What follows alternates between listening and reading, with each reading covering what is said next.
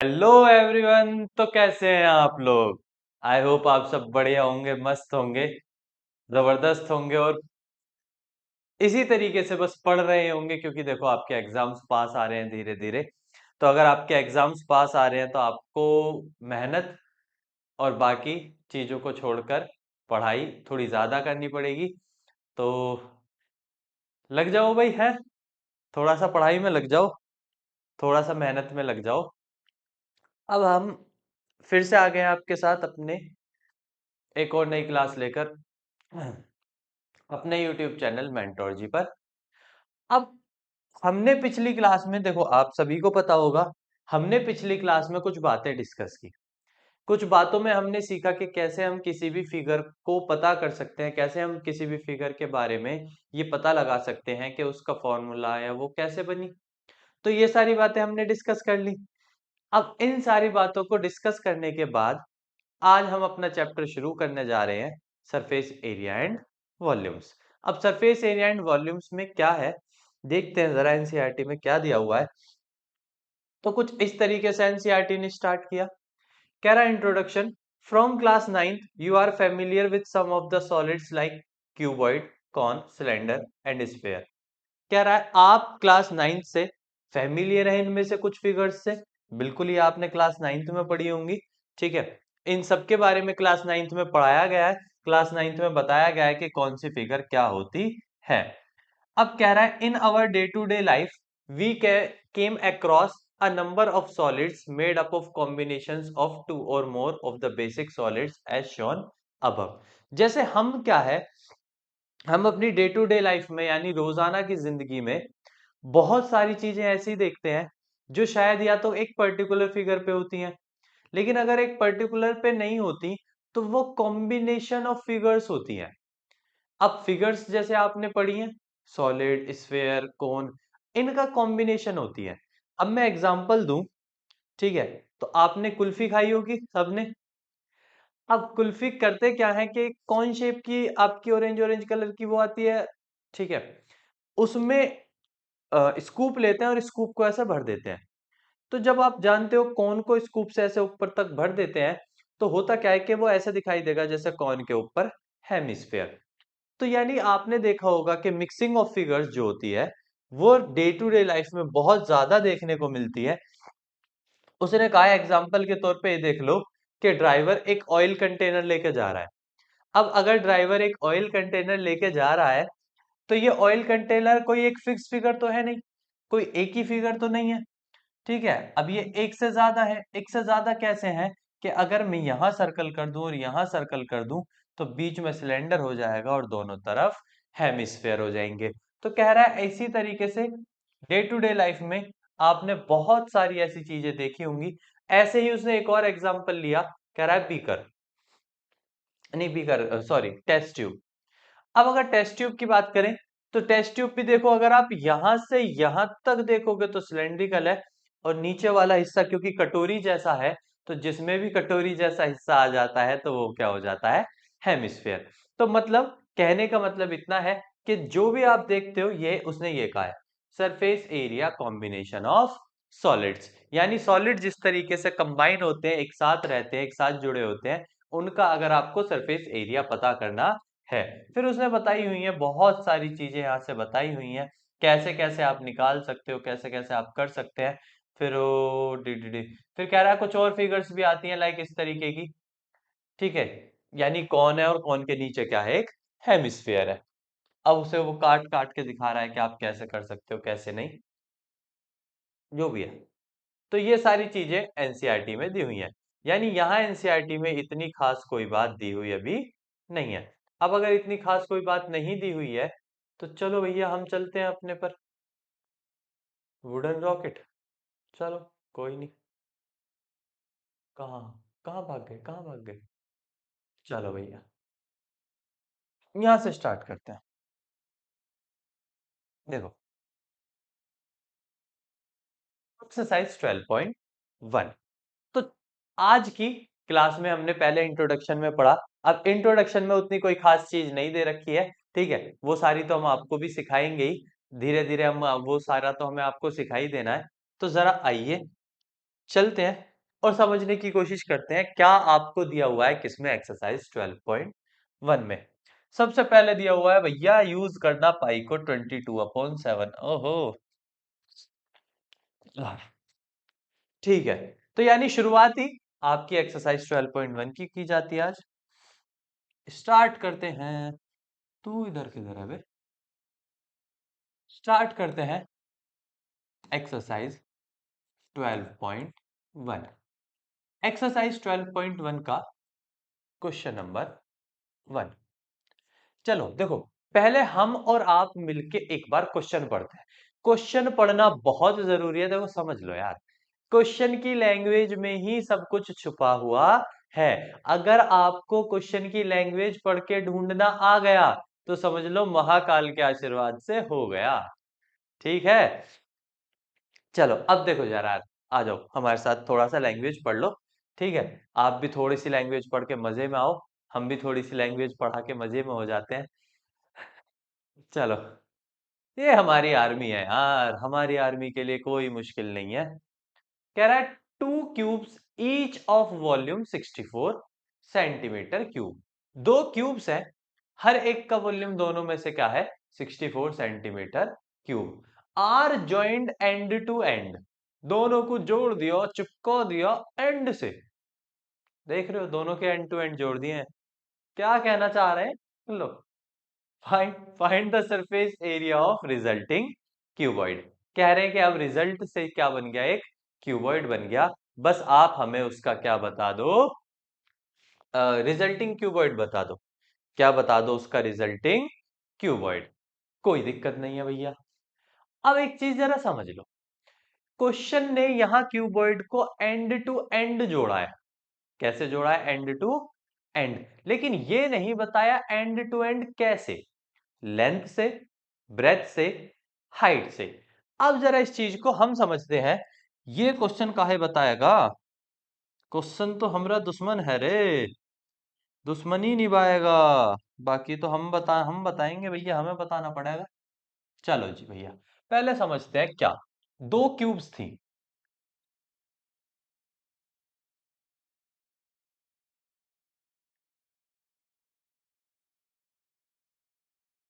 Suppose ये एक cube है, सपोज ये क्या है, एक क्यूब। अब क्यूब्स 2 थी, एक और बनानी पड़ेगी।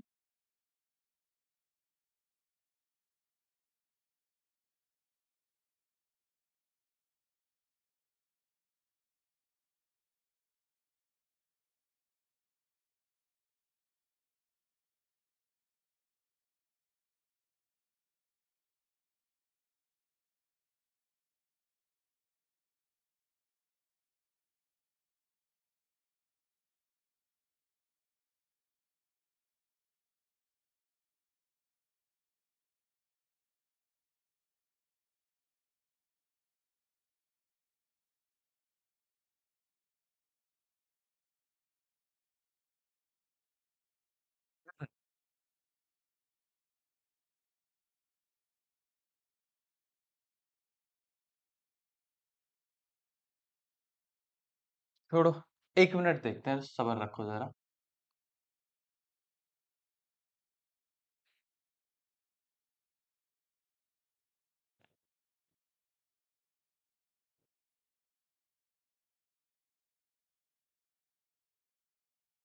अबे ये कहां से चल गया बे?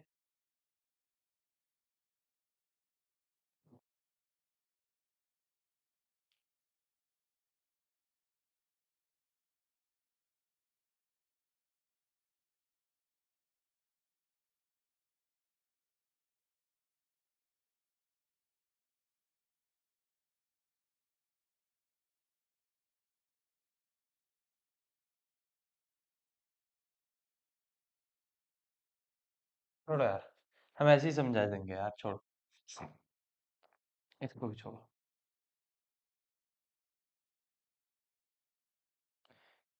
इन्हें सभी डिलीट करो, हटाओ यार। हटा, हटा, हटा। छोड़ो यार, हम ऐसे ही समझा देंगे, आधा घंटा हो गया सत्रह, मैच ही नहीं होके दे रहे, हट। चलो भाई देखो, अब हमें अपनी क्यूब खुद बनानी पड़ेगी, क्योंकि ये तो निकले हैं भैया बेशरम।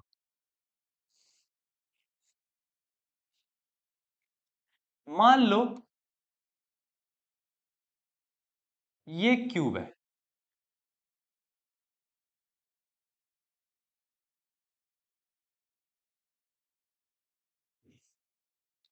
अब उसने क्या कहा है, two cubes each of volume 64 centimetre cube are joined end to end. दो क्यूब थी, उन्हें एंड टू एंड जोड़ा गया, यानी एक क्यूब ऐसे थी। मान लो ना आपके पास एक यार क्यूब है, ठीक है, आपने वो रूबिक्स क्यूब तो खेली होंगी। उस रूबिक्स क्यूब के साइड में एक और रूबिक्स क्यूब रख दो, तो आपने उसे एंड टू एंड ज्वाइन कर दिया। आप ऐसे भी समझ सकते हो, एक रूम है, उसके ऊपर एक और रूम। तो अगर आप ऐसे भी समझ सकते हो, या फिर ऐसे समझ लो कि दो रूबिक्स क्यूब्स हैं, आपने दोनों रूबिक्स क्यूब्स को एंड टू एंड जोड़ के रख दिया। अगर आपने दो रूबिक्स क्यूब को एंड टू एंड जोड़ा, तो जरा समझो, रूबिक्स क्यूब हो या रूम हो, मैं चलो इस रूम की बात करता हूं जिसमें मैं पढ़ा रहा हूं, ठीक है, जिसमें आपकी क्लासेस हो रही हैं। अब अगर आपकी क्लास हो रही है जिस रूम में, अगर मैं उस रूम की बात करूं, तो इस रूम के अगर कोई ऊपर रूम है, तो वो एक्यूरेटली ऐसे ही बना होगा जैसे ये बना हुआ है। ठीक है, जितना चौड़ा ये है उतना ही चौड़ा वो होगा, जितना लंबा ये है उतना ही लंबा ये वो होगा। भाई यानी डायमेंशन सेम बनेंगी। लेकिन क्या चीज सेम नहीं बनेगी, क्योंकि पहले क्या था, हमारे पास एक ही रूम था। तो मान लो एक ही रूम की हाइट इतनी थी, अब उसके ऊपर एक और रूम हो गया, तो हाइट बढ़ गई होगी। यानी मेरे कह समझाने का मतलब क्या है, कि जब दो क्यूब्स को आप एक साथ रखते हो ना, एक साथ कैसे भी रख लेना, तो उसकी एक चीज बढ़ जाती है, उसकी कोई भी एक चीज बढ़ जाती है। सारी चीजें एक साथ नहीं बढ़ती, कोई एक डायमेंशन बढ़ जाएगी। अब ये इस बात पे निर्भर करता है कि आप उसे रख कैसे रहे हो। जैसे साइड से साइड में रखोगे, मतलब एक रूबिक्स क्यूब इधर है, उसकी साइड में एक और, तो उसकी लेंथ बढ़ जाएगी, क्योंकि एक रूबिक्स क्यूब इतनी थी, अब एक और उसके साइड में आ गई, तो उसकी लेंथ बढ़ जाएगी। अगर आप रूबिक्स क्यूब को एक दूसरे के ऊपर रख दो, तो ऊपर रखने से उसकी हाइट बढ़ जाएगी। ऐसे ही रूबिक्स क्यूब आगे रखिए, उसके पीछे रूबिक्स क्यूब रख दोगे, तो वो ब्रेथ बढ़ जाएगी। यानी एक वक्त पर एक ही डायमेंशन बढ़ती है, चाहे कोई भी बढ़ा लो, चाहे कोई भी डायमेंशन आप बढ़ा लो, एक वक्त पर एक ही डायमेंशन बढ़ती है। क्वेश्चन ने कहा था ये एक रूबिक्स क्यूब है, ठीक है, एक क्यूब है। क्वेश्चन में दिया हुआ है वॉल्यूम ऑफ क्यूब क्या है, 64 centimetre cube. Volume of cube का फॉर्मूला ए क्यूब, ए क्यूब की वैल्यू 64 सेंटीमीटर क्यूब, 64 होता है 4 का क्यूब। कंपेयर कर लेंगे, या पावर 3 से पावर 3 कट गई, तो ए की वैल्यू क्या आ जाएगी, 4 सेंटीमीटर। तो यहां से मेरी साइड आ गई। अब अगर मेरी साइड 4 सेंटीमीटर की आ गई, ये 4 की आ गई, ये 4 की आ गई, और ये 4 की आ गई, आपको पता है ना, क्यूब है, क्यूब की सारी साइड्स क्या होती हैं, सेम। ये हमने आपको बता रखा है पहले ही, क्यूब की सारी साइड्स क्या होती हैं, सेम। तो जब क्यूब की सारी साइड सेम होती हैं, तो अगर ये 4 की, ये 4 की, ये 4 की है, तो यानी सारी 4 की होंगी। अगर अगर उसकी एक साइड 4 की आ रही है, तो बाकी सारी 4 की ही रही होंगी।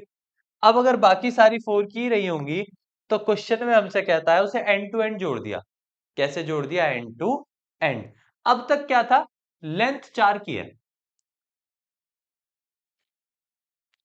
तक ये जो लेंथ है ये 4 की है।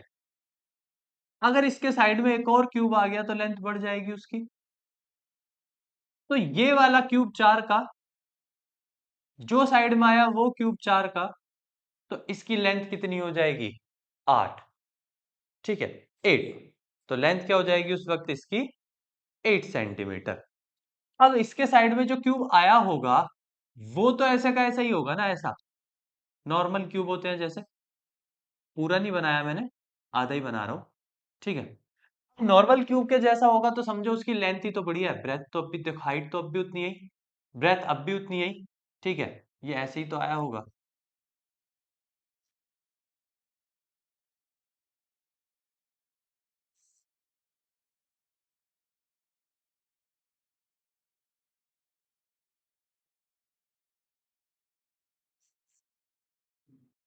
ऐसे। ऐसे ही तो रहा होगा। तो जब आपने क्यूब से क्यूब को ज्वाइन करा तो देखो लेंथ बढ़ी, बाकी ना तो हाइट चेंज हुई, ये रही हाइट, ना उसकी ब्रेथ चेंज हुई, ये रही दोनों की ब्रेथ, देखो एक ही उस पर एक ही लाइन पर आ रही है। तो कहने का मतलब ये है कि जब भी दो क्यूब एक एंड से दूसरे एंड पे जोड़ी जाती हैं तो उसकी कोई वैल्यू चेंज नहीं होती, सिर्फ कोई एक होगी। या तो लेंथ चेंज हो जाए या ब्रेथ चेंज हो जाए या हाइट चेंज हो जाए, कोई एक ही वैल्यू चेंज हो सकती है, एक वक्त पे सारी चेंज नहीं होंगी। तो मैंने अगर इसको इसे ऐसे रखा साइड टू साइड तो लेंथ 8 हो जाएगी, ना तो उस वक्त ब्रेथ चेंज होगी और ना उस वक्त हाइट चेंज होगी, कोई वैल्यू चेंज नहीं होगी सिवाय किसके, लेंथ के। बाकी सारी सेम रहेंगी, ब्रेथ भी 4 रहेगी और हाइट भी 4। अब कह रहा है सरफेस एरिया बता दो रिजल्टिंग क्यूबॉइड का, कह रहा है सरफेस एरिया बता दो रिजल्टिंग क्यूबॉइड का। तो आपसे क्या मांगा है, surface area of cuboid, surface area of cuboid. तो सरफेस एरिया ऑफ क्यूबॉइड क्या होता है, 2 bracket L B plus B H plus H L. Formula हम आपको समझाए थे, सारे सरफेसों का सम कर लेना। तो सारे सरफेस, सॉरी माफ करना, तो सारे सरफेस कैसे बनेंगे, L into B into H into L. तो सारे सरफेस बन जाएंगे। अब यहां पे सारी आप एक एक करके क्या रख सकते हैं, वैल्यू। जैसे आप 2 को 2 रहने दें, लेंथ कितनी दी हुई है 8, 8 हो जाएगा, ब्रेथ कितनी है 4 प्लस ब्रेथ कितनी है 4, हाइट कितनी है 4 प्लस हाइट कितनी है 4, लेंथ कितनी है 8। तो ये हो रहा है टोटल, टोटल वैल्यू कुछ ऐसे बनेगी, सारी वैल्यू पुट कर लिया आपने। अब अगर आपने सारी वैल्यू पुट कर ली, 8 4 जा 32, 8 4 जा 32 और 4 4 जा 16। अब 32 32 64, 64 और 6 70 और 10 80, 80 इंटू 2 मतलब ब्रैकेट के अंदर क्या बन रहा है 80 बन रहा है टोटल, 32 प्लस 16 प्लस 32, तो ब्रैकेट के अंदर क्या बन रहा है टोटल 2 इंटू 80। और 2 इंटू 80 आप सब जानते हैं, 2 इंटू 80 कितना होता है 160। और सेंटीमीटर स्क्वायर लिखने की थोड़ी सी जगह नहीं बची, ठीक है, तो आप ऐसे समझ सकते हैं 160 यहां लिख दे रहे हैं सेंटीमीटर स्क्वायर। तो आपका आंसर क्या आ गया 160 सेंटीमीटर स्क्वायर। ये आपका क्या हो गया आंसर। तो यानी कहने का मतलब क्वेश्चन बहुत इजी था, ठीक है, क्वेश्चन बहुत ज्यादा नॉर्मल था। बस आपको ये समझना था कि कैसे एक क्यूब को दूसरे क्यूब के साइड में रखने से क्या चीजें होती हैं, क्या फर्क आ जाते हैं, क्या चेंजेस आ जाते हैं और क्या नहीं आते हैं। तो इतना ध्यान रखना था क्वेश्चन, वरना बहुत सिंपल था। क्वेश्चन में ऐसा कुछ नहीं था बहुत ज्यादा कि आपको समझ नहीं आता। तो क्वेश्चन सिंपल है। अगर क्वेश्चन सिंपल है तो ये बात रही क्वेश्चन नंबर 1 की। तो चले आगे। क्यों बिड़ू लोग, तैयार हो आगे चलने के लिए, क्वेश्चन नंबर 2 के लिए तैयार। हमरे आर्मी क्वेश्चन नंबर 2 को पढ़ेगी। क्वेश्चन नंबर 2, क्वेश्चन नंबर 2, देखते हैं जरा क्वेश्चन नंबर 2 में क्या दिया हुआ है, क्या बातें हो रही हैं। कह रहा है a vessel is in the form of hemisphere mounted by a hollow cylinder. यानी एक वेसल है जिसमें हेमिस्फीयर माउंटेड है किस पर, होलो सिलेंडर, या कह सकते हो इन द फॉर्म ऑफ, अच्छा ठीक है, चलो आओ लैंग्वेज को एक बार क्लियर कर देते हैं।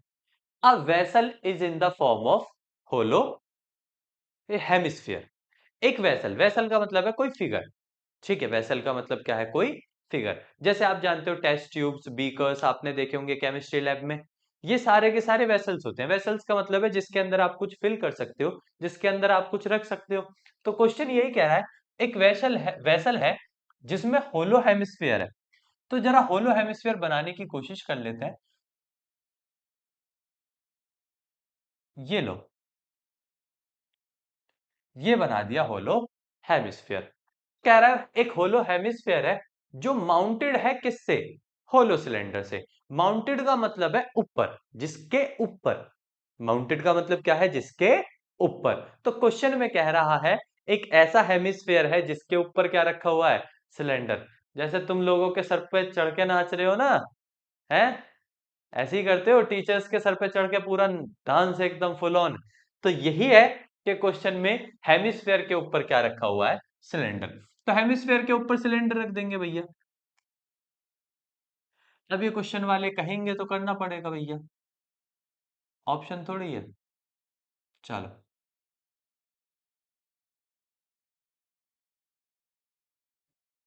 ये लो जी भैया, रख दिया हेमिस्फेयर के ऊपर सिलेंडर। अगर हेमिस्फेयर के ऊपर सिलेंडर रख दिया तो कुछ इस तरीके की फिगर बन जाएगी।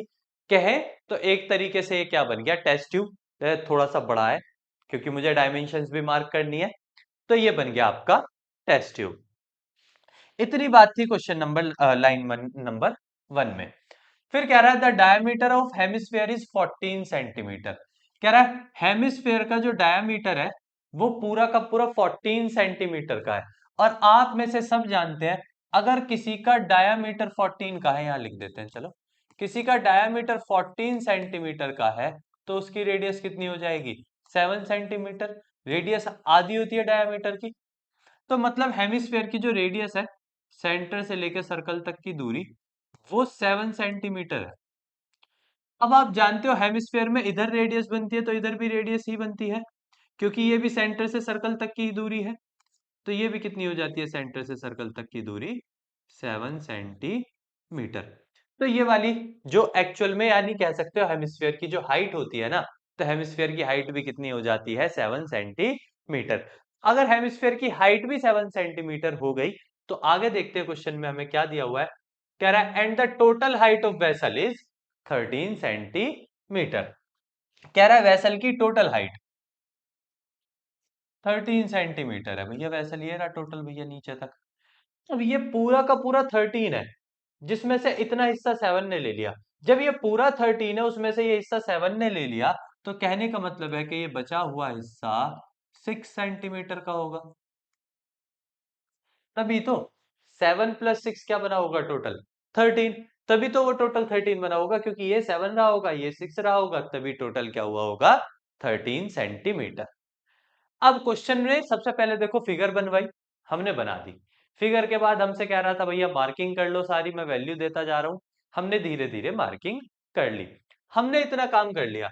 अब क्वेश्चन हमसे कह रहा है अब बता दो inner surface area of the vessel.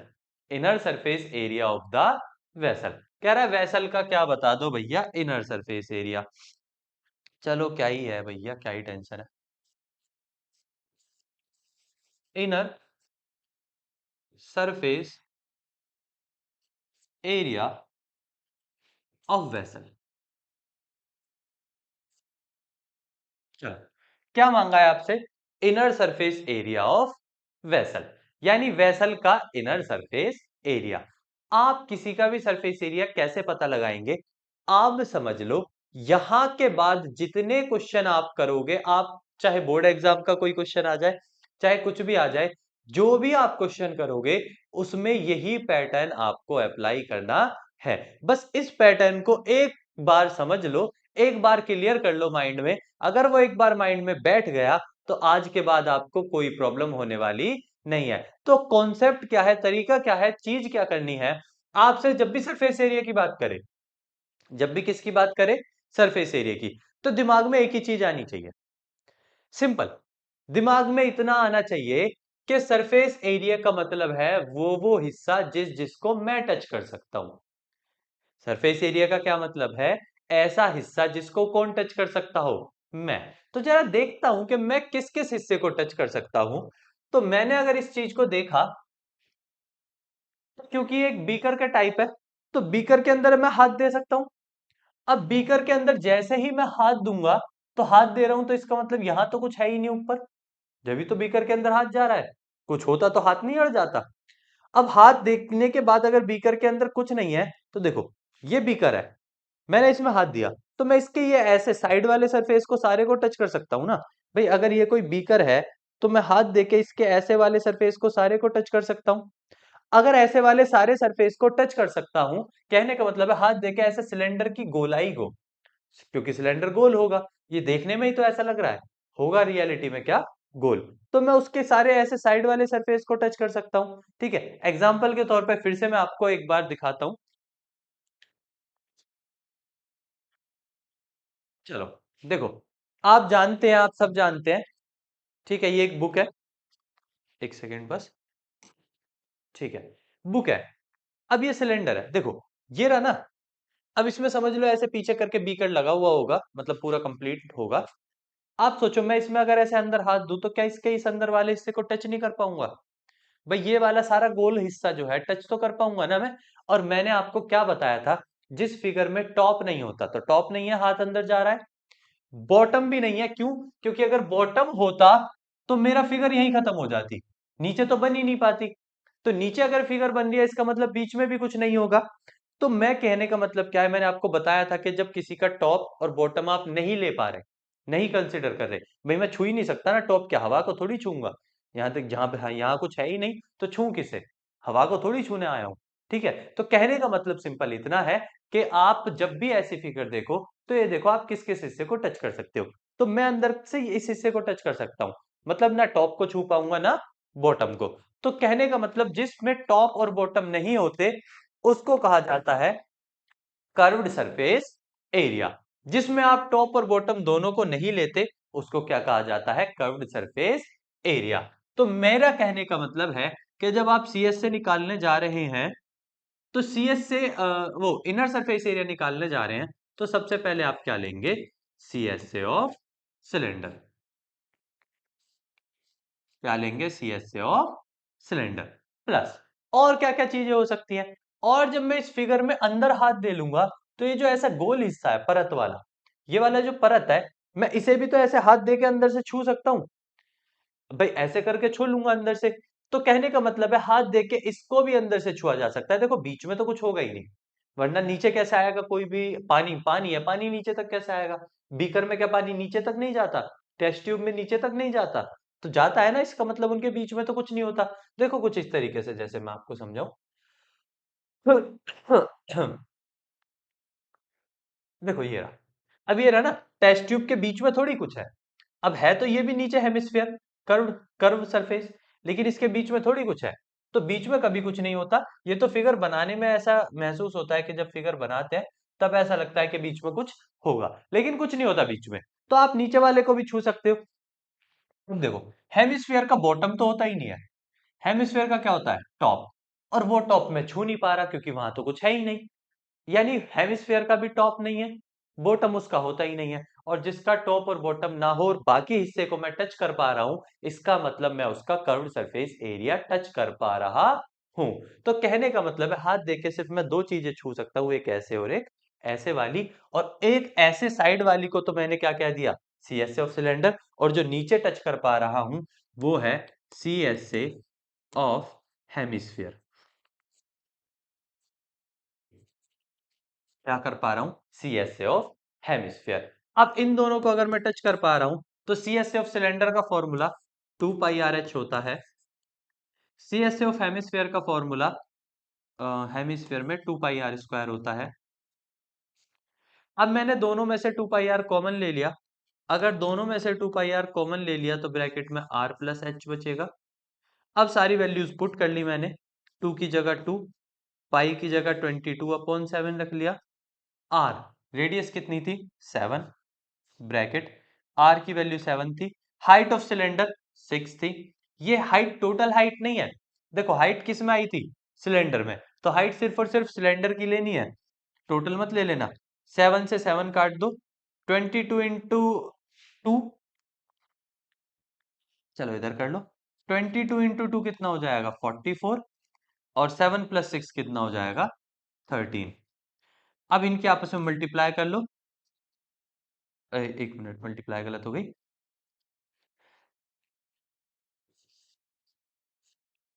कितना आएगा, 572 सेंटीमीटर स्क्वायर।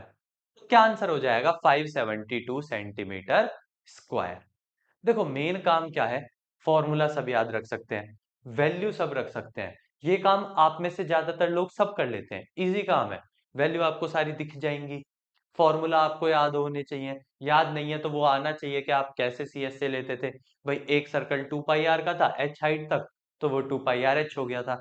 ठीक है, तो याद हो या वैल्यू आपको दिख जाएंगी। मेन काम है ये पता लगाना कि इनर सरफेस में क्या क्या चीजें आपको कंसिडर करनी है। अगर आपने ये समझना सीख लिया ना कि आपको फिगर में क्या क्या चीज कंसिडर करनी है, तो समझो भैया आपका काम हो गया है, आपने वो काम मस्त तरीके से अपना कर लिया है। तो समझ लीजिए कुछ इस तरीके से होगा। और ये पता कैसे चलेगा भैया, जिस जिस हिस्से को मैं छू पाऊंगा, जो जो हिस्सा मैं टच कर पाऊंगा, वही वही रहेगा मेरा inner surface area. Inner surface area मतलब अंदर से टच कर पा रहा हूं। ठीक है, तो सिर्फ इनर सरफेस एरिया हो जाएगा। कोई दिक्कत नहीं है, कितना आया टोटल 572 सेंटीमीटर स्क्वायर। इतनी बातें क्लियर है? अगर इतनी बातें क्लियर हैं तो चलो आगे देखते हैं क्वेश्चन नंबर 3। जरा देखते हैं क्वेश्चन नंबर 3 में क्या दिया हुआ है। क्वेश्चन नंबर 3 की बात कर लेते हैं। अपने बीड़ू लोगों को अगर इतनी चीजें क्लियर हैं तो क्वेश्चन नंबर 3 में क्या कहा है? आ टॉय, एक टॉय है, किस शेप का, कौन शेप का, माउंटेड बाय हेमिस्फेयर। एक टॉय है कौन शेप का जो माउंटेड है किससे? हेमिस्फेयर से। तो कौन शेप का होगा, तो पहले कौन बना लो। कौन शेप का होने के बाद भैया हेमिस्फेयर से माउंटेड है, तो कुछ इस तरीके का रहा होगा कि भैया कुछ कौन शेप रही होगी, कौन शेप के बाद माउंटेड होगा हेमिस्फेयर से। चलो, अब अगर इतना रहा होगा तो क्वेश्चन में और भी कुछ कह रहा है। कौन ऐसा है जिसकी रेडियस कितनी है? 3.5। तो अब मार्किंग कर लेते हैं, अगर फिगर बन गई तो जी कौन की जो रेडियस है वो 3.5 है। मैंने आपको बताया कि जो रेडियस होती है वही हेमिस्फेयर के लिए क्या हो जाती है? हाइट। तो हेमिस्फेयर की हाइट भी कितनी होगी? 3.5। कोई दिक्कत नहीं है। फिर आगे क्या कहता है? कह रहा है हेमिस्फेयर सेम रेडियस का है, पता चल गया। टॉय की टोटल हाइट 15.5 मीटर है। टॉय की टोटल हाइट कितनी है? 15.5 मीटर। अगर 15.5 मीटर है तो मैं आपको बता दूं जो हाइट इसकी रही होगी कौन की, वो हाइट कितनी हो जाएगी? 12। हाइट कितनी हो जाएगी? 12। क्यों हो जाएगी? क्योंकि भैया जब टोटल 15.5 का है उसमें से 3.5 इसने ले लिया, तो नीचे वाले का 12.5 ही हाइट रही होगी। भाई 3.5 हाइट तो हेमिस्फेयर ने ले ली ना अपनी। अगर हेमिस्फेयर ने अपनी 3.5 सेंटीमीटर की हाइट ले ली, तो बाकी की जो 12 सेंटीमीटर है वो कौन की रही होगी? बाकी तो कौन की हाइट रही होगी। अब क्वेश्चन में कहता है find inner surface area of vessel, यानी आप इस वेसल का क्या फाइंड करो? Inner surface area.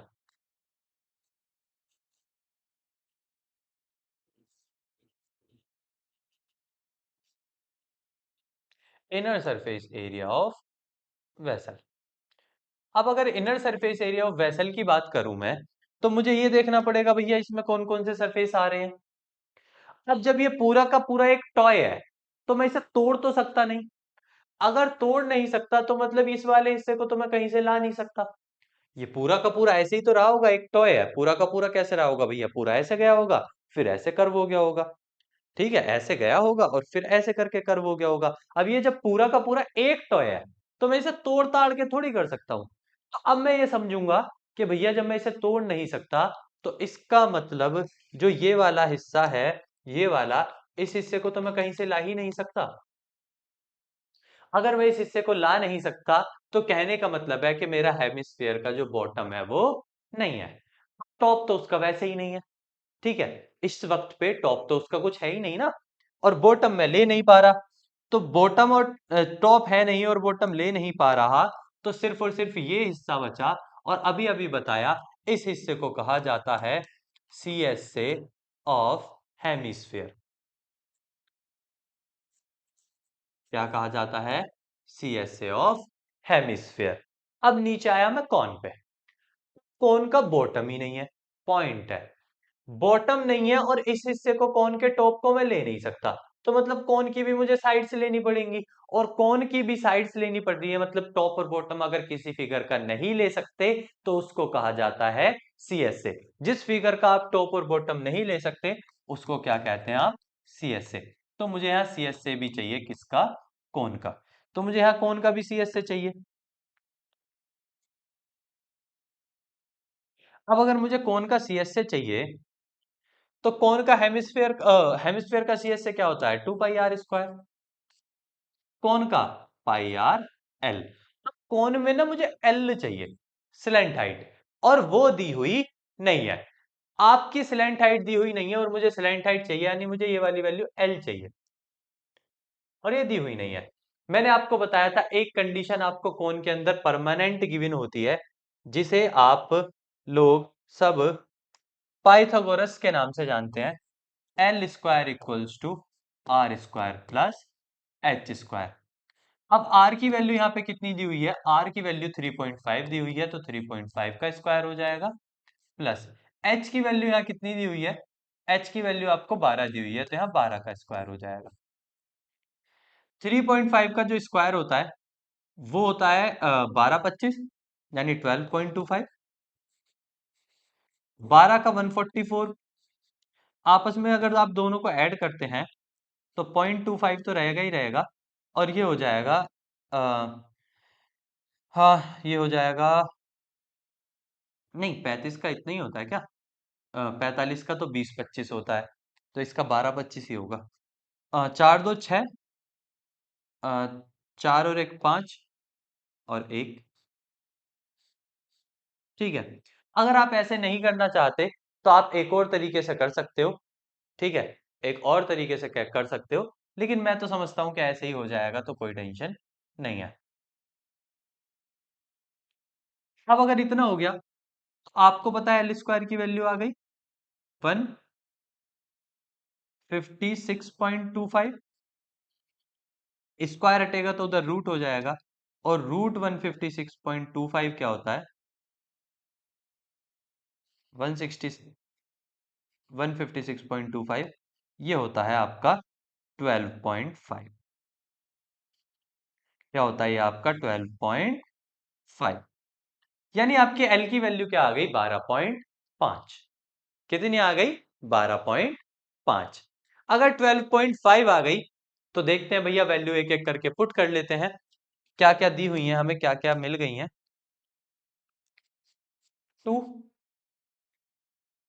अच्छा, पाई कॉमन कर लो, पाई कॉमन कर लो। 2r², एक r भी कॉमन हो रहा है, चलो पाई r कॉमन कर लो। अगर पाई r कॉमन कर लेंगे तो यहाँ 2r बचेगा, और यहाँ पे सिर्फ और सिर्फ क्या बचेगा? L। अब पाई की वैल्यू 22/7, r की वैल्यू आपको क्वेश्चन में 3.5 दी हुई है, 2 इंटू आर की वैल्यू 3.5 दी हुई है, और L की वैल्यू अभी अभी आई है 12.5। चलो जी भैया, कैलकुलेट कर लेते हैं। 7 से ये 0.5 बार कट जाएगा,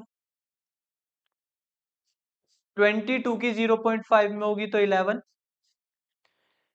3.5 की इसमें होगी तो 7, और 7 की 12 में ऐड होगा 7 + 12.5। 7 और 12.5 को ऐड करेंगे तो 19.5।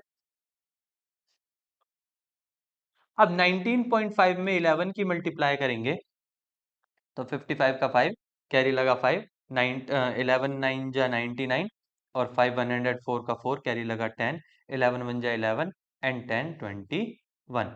तो वैल्यू आई 214.5 सेंटीमीटर स्क्वायर। ये आपका इनर सरफेस एरिया होगा, ये आपके इस पूरे टॉय का इनर सरफेस एरिया होगा। तो मेन काम कैलकुलेशन का नहीं है, मेन काम है कि आप ये पता लगा लो आपको लेना क्या क्या है। जैसे यहाँ पे हमें लेना पड़ा, यहाँ पे हमें क्या क्या वैल्यू लेनी पड़ी? यहाँ लेना पड़ा CSA of hemisphere plus CSA of cone, ये दोनों लेने पड़े। और ये कैसे लेने पड़े भैया? जिस जिस सरफेस को मैं टच कर पा रहा था वही मुझे लेने थे, तो यही दोनों आ रहे थे। ठीक है, क्लियर है इतनी बातें? तो अगर इतनी बातें क्लियर हैं तो आज की क्लास में इतना ही। फिर मिलेंगे एक और नई क्लास के साथ, एक और नए चीजों को समझते हुए, इसी तरीके से, इसी मस्त तरीके से तब तक के लिए आप जुड़े रहिएगा, अपना ख्याल रखिएगा, पढ़ते रहिए हमारे यूट्यूब चैनल मेंटोर जी क्लासेस से।